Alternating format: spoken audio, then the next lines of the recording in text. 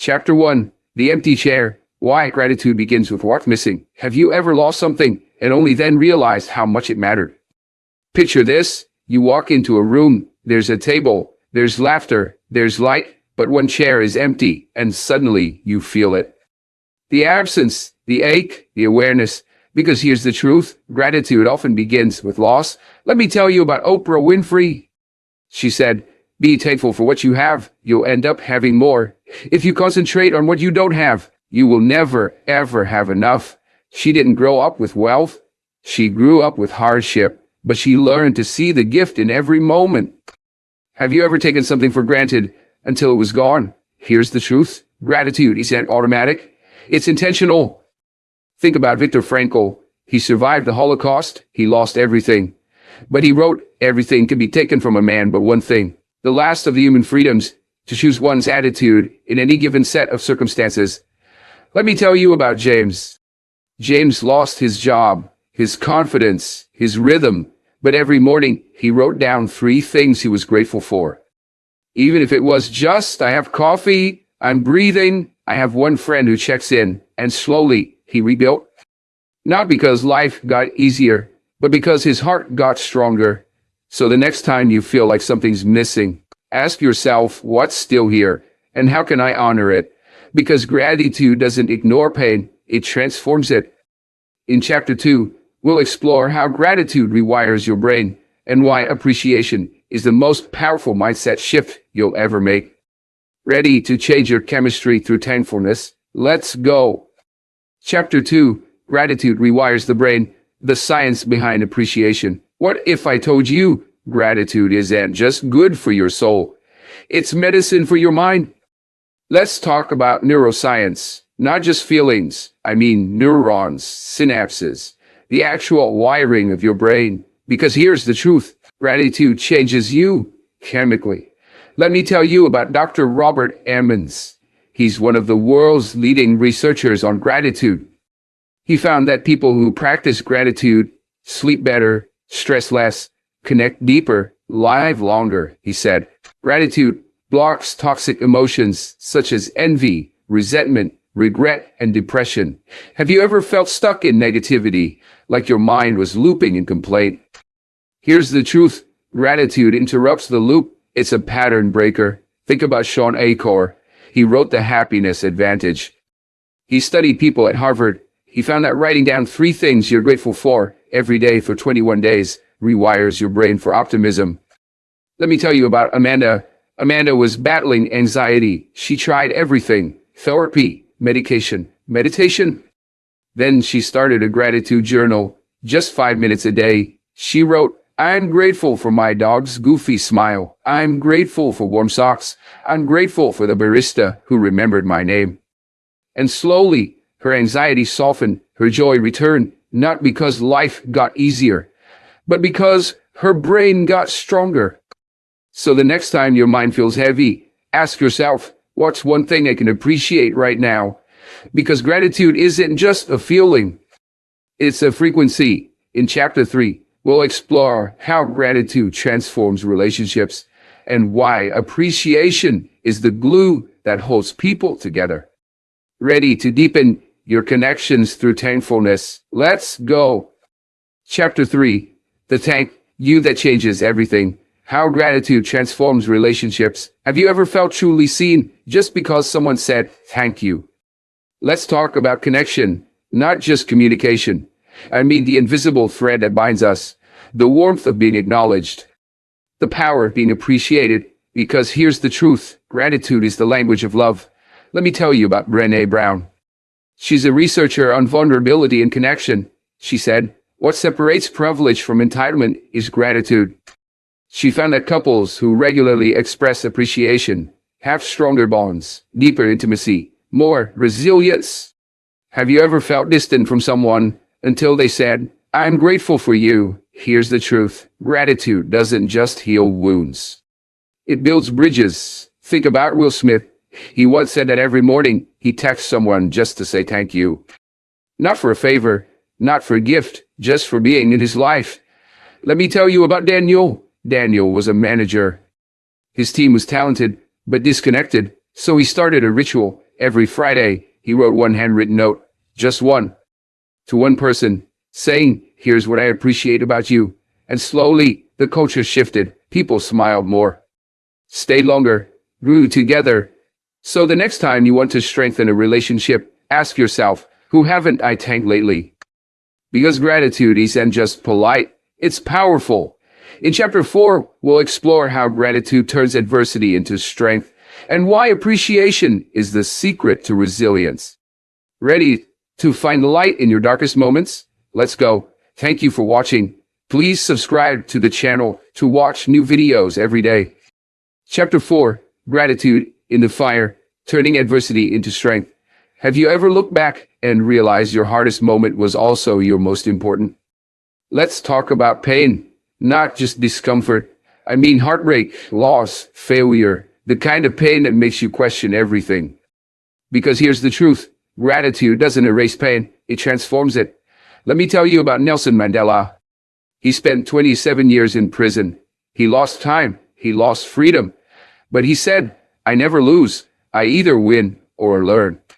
He chose gratitude for the lessons, for the strength, for the clarity. Have you ever gone through something so hard you thought you'd never recover? Here's the truth. Gratitude is how you rise. Think about Bethany Hamilton. She lost her arm in a shark attack. She was 13, a surfer, a dreamer, and she said, "I don't need easy, I just need possible." She kept surfing, kept smiling, kept inspiring.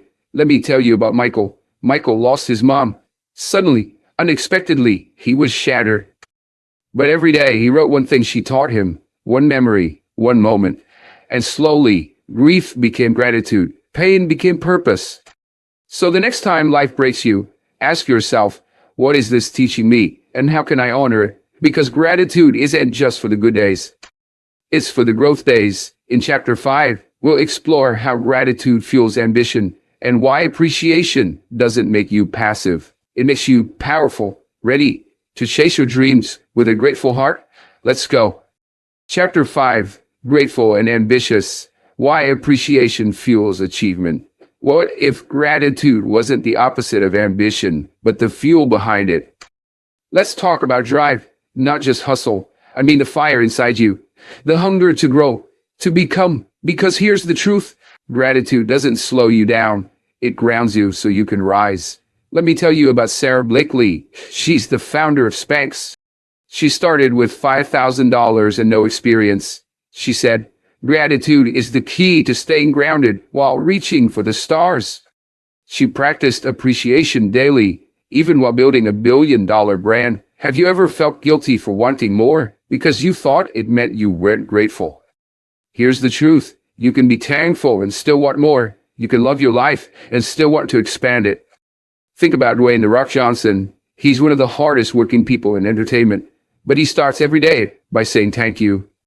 He said, "I'm grateful for the grind. I'm grateful for the pain. It made me who I am." Let me tell you about Rachel.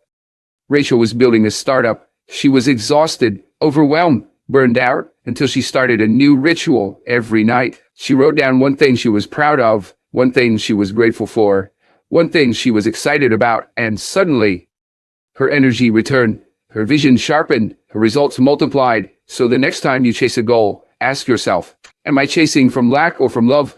Because gratitude doesn't kill ambition, it purifies it. In chapter 6, we'll explore how gratitude strengthens leadership and why appreciation is the secret to inspiring others, ready to lead with heart and humility. Let's go. Thank you for watching. Please subscribe to the channel to watch new videos every day. Chapter 6, Leading with Gratitude, How Appreciation Inspires Loyalty and Greatness. Have you ever worked harder just because someone believed in you? Let's talk about leadership, not just authority. I mean influence, the kind that lifts people, the kind that says, I see you, I value you, I believe in you. Because here's the truth, gratitude is the most underrated leadership skill. Let me tell you about Howard Schultz. He built Starbucks into a global brand, but he said, success is best when it's shared. He made it a point to thank his baristas, to listen, to care, and that culture became contagious. Have you ever felt invisible at work, like your effort didn't matter? Here's the truth. People don't leave companies. They leave environments that lack appreciation. Think about Richard Branson. He said, train people well enough so they can leave. Treat them well enough so they don't want to. Let me tell you about Olivia. Olivia led a nonprofit. Her team was small. Her budget was tight. But every Monday she sent one message. Here's what I'm grateful for this week, and here's who made it possible. And guess what? Her team stayed. They thrived. They gave their best, not because they were paid more, but because they were valued more. So the next time you lead, whether it's a team, a family, or a community, ask yourself, who needs to hear that they matter today? Because gratitude doesn't just motivate, it multiplies greatness. In Chapter 7, we'll explore how gratitude creates abundance and why appreciating what you have attracts even more. Ready to unlock the flow of joy and success? Let's go. Thank you for watching. Please subscribe to the channel to watch new videos every day. Chapter 7, The Flow of Abundance. How gratitude attracts more of what you love. What if the fastest way to receive was to appreciate what you already have? Let's talk about abundance, not just money. I mean joy, opportunity, connection, the kind of richness that goes beyond your bank account. Because here's the truth, gratitude is magnetic. Let me tell you about Rhonda Byrne. She wrote The Secret. She said, gratitude is the great multiplier. She taught that when you focus on what's working, you attract more of it.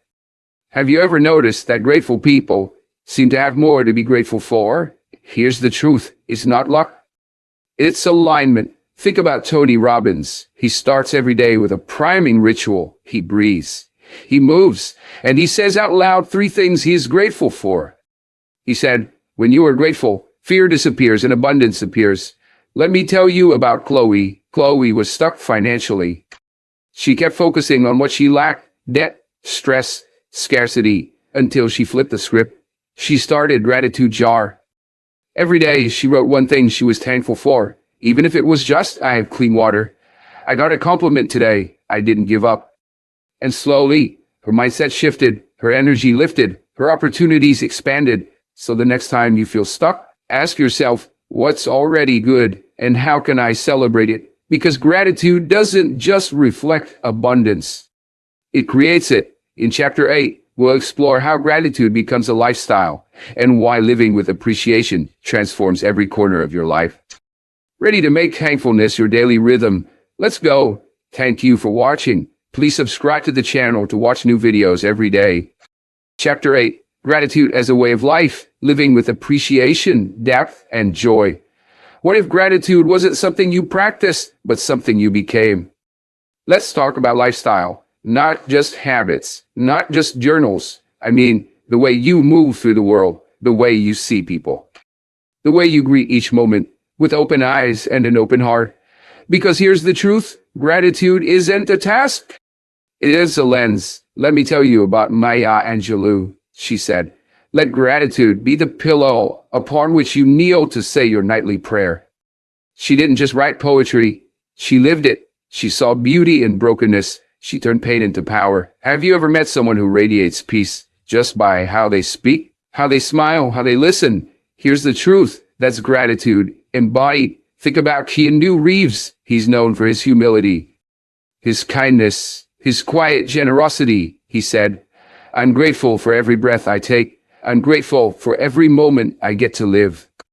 Let me tell you about Emma. Emma was a nurse. She worked long shifts, faced heartbreak daily, but she had a ritual. Before every shift, she whispered, thank you for the chance to help. And after every shift, she wrote down one moment that mattered. One smile, one life touched, and that practice kept her heart soft, her spirit strong. So the next time you wake up, ask yourself, how can I live today with gratitude, not just feel it? Because gratitude isn't just a mood, it's a movement. It's a way of being. Thank you for watching. Please subscribe to the channel to watch new videos every day.